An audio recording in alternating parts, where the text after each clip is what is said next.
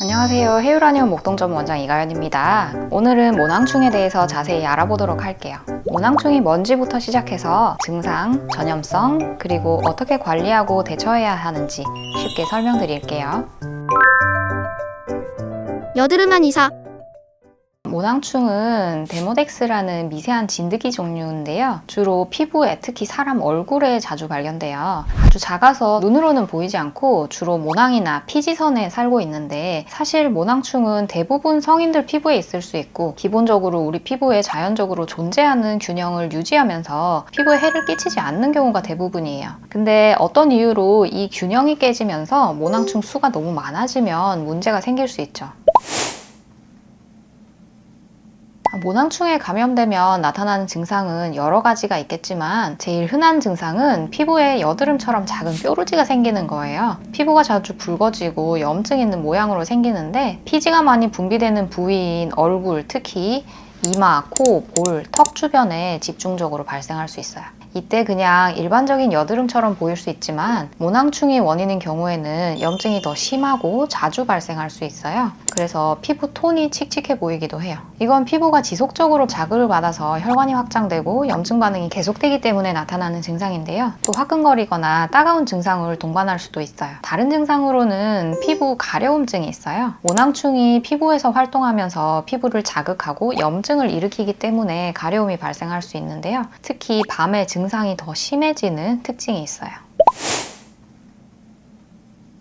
모낭충이 전염되는지 안 되는지에 대해서는 사실 의견이 분분한데요. 전염되지 않는다고 하는 쪽의 주장은 모낭충이 사람 피부에 자연적으로 서식을 하고 보통 건강한 피부에 특별한 문제 없이 존재하는 경우가 많기 때문에 특별히 다른 사람에게 모낭충을 전염시키는 걸로 보기는 어렵다는 거고요. 피부가 민감하거나 면역력이 떨어져 있는 경우에 모낭충이 과도하게 번식을 할 수 있는데, 이건 외부에서 전염된 게 아니라 원래 내 몸에 있던 모낭충이 피부 상태에 따라서 활성화된 결과일 뿐이라는 거예요. 전염이 된다고 하는 쪽의 주장은 수건이나 베개, 화장 도구를 함께 쓰는 경우면 전염이 될 수 있다고 하는 건데요. 일상적인 접촉으로는 잘 옮지 않는다는 게 마찬가지로 주장하는 바예요. 그래서 전염되는 게 흔한 일은 아니라서 지나치게 걱정할 필요는 없어요. 두 가지에서 모두 공통적으로 얘기를 하는 건 피부가 민감하거나 면역력이 떨어져 있는 경우에 모낭충이 과도하게 번식을 할 수 있다는 거예요. 다른 사람에게 전염되는지에 대해서 얘기한 거랑은 좀 다르게 내 피부에서는 한 부위에서 다른 부위로 옮겨갈 수 있어요. 감염된 부위를 자주 만지거나 그 부분에서 나온 물질이 손이나 다른 물건을 통해서 다른 부위에 옮겨질 수 있는 건데요. 얼굴에 모낭염이 생겼다면 그 부위 자주 만지면 손에 모낭충이나 염증 물질 일으키는 물질이 묻을 수 있고, 이걸 통해서 손이나 다른 부위로 감염이 전파될 가능성은 있어요. 하지만 이건 보통 위생이 좋지 않거나 피부가 손상된 경우에 더 가능성이 높기 때문에 모낭충은 퍼지는 게 아니라 피부 면역 상태나 기름기, 세균 번식 환경에 따라서 번식할 수도 있고 번식하지 않을 수도 있다는 거죠. 모낭충을 완전히 없애는 건 쉽지 않지만 꾸준히 관리하면 모낭충 수를 줄일 수는 있어요. 몇 가지 방법을 알려드릴게요. 모낭충 관리하는 첫 번째 단계는 세안이에요. 세안으로 과도한 피지나 먼지, 세균 같은 걸 제거하면 모낭충이 자라기 좋은 환경을 방지하실 수 있어요. 이때 주의하실 점은 너무 자주 세안하면 오히려 피부가 건조해지고 자연적인 기름이 부족해지니까 피지선이 과하게 촉진돼서 피지가 과잉 분비되거나 피부가 더 민감해질 수 있다는 거예요. 그래서 세안은 하루에 2번 정도가 적당하고요. 세안할 때는 미온수로 세안을 해야 돼요. 너무 뜨겁거나 차가운 물로 세안하면 피부에 자극을 오히려 줄 수도 있고 모낭충 활동을 더 촉진할 수 있어요. 세안제를 고르실 때도 너무 자극적인 제품보다는 저자극 세안제나 자연유래 성분이 함유된 세안제를 사용하는 게 좋고, 세안할 때도 손으로 부드럽게 마사지 하듯이 해주는 게 중요해요. 또 세안 후에는 깨끗한 수건으로 가볍게 두드려서 물기를 제거해서 얼굴을 비비지 않도록 주의하고, 가능한 빠르게 세안 후에 수분을 보충해 주시는 게 중요해요.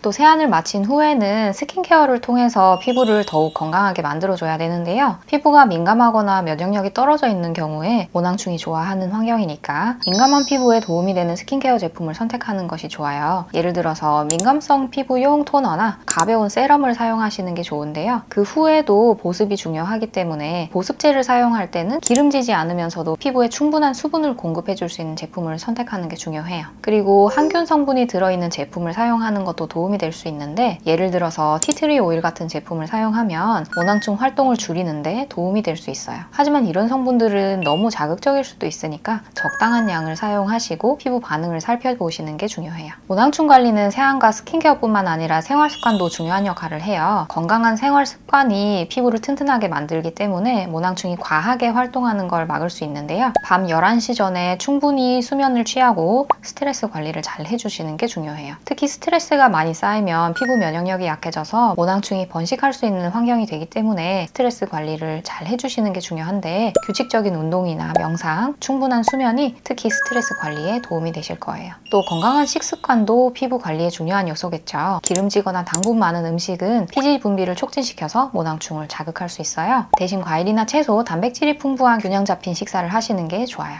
그리고 수분 섭취도 중요해요. 피부가 충분한 수분을 공급하지 못하면 건조해지고, 이게 다시 피지를 과하게 분비하게 만들어서 모낭충이 번식하기 좋은 환경이 되게 만들기 때문이에요. 마지막으로 수건, 베개 커버, 화장 도구는 자주 세탁하고 교체해주고, 손으로 얼굴을 만지는 건 피해주세요. 모낭염은 모낭이 염증을 일으켜서 붉고 부풀어 오르는 상태예요. 모낭충이 원인일 경우에는 이 염증이 심하게 나타날 수 있는데, 우선 해당 부위를 깨끗하게 씻어내고 염증 있는 부위에 냉찜질을 해주면 좋아요. 찬물에 적신 수건이 염증 있는 부위에 10분, 15분 정도 올려두면 염증이 가라앉고 통증이나 붓기를 완화하는 데 도움이 돼요. 그리고 피부를 자주 만지지 않는 게 중요해요. 모낭염 부위를 자주 짜거나 손으로 만지면 염증이 심해질 수 있으니까 만지지 않도록 주의하셔야 돼요. 이렇게 모낭충과 모낭염에 대해서 알아봤어요. 모낭염에 있어서 가장 중요한 점은 모낭충이 많이 번식하지 않을 건강한 피부 환경 자체를 개선해야 한다는 거예요. 피부 건강에 신경 쓰고 위생 관리를 잘하면 모낭충으로 인한 불편함을 많이 줄일 수 있어요. 그리고 증세가 심해지기 전에 병원에 방문해 진료를 받는 게 좋아요. 저희 헤이라니온 목동점에서는 환자별로 피부 면역력이 떨어진 원인이 다를 수 있어서 그에 맞춰서 한약을 먹어서 면역력을 올리면서 진정 관리와 침 치료를 병행하면 모낭염이 더 나아지실 수 있게 도와드릴 수 있어요. 여드름한 이사. 저희 헤이라니온 목동점은 지하철 5호선 오목교역 3번 출구에 위치하고 있습니다. 내가 모낭염일지도 모르겠다고 하시는 분들은 방문하셔서 상담만 받으셔도 괜찮으니 적절한 치료 받으시길 바랍니다. 감사합니다.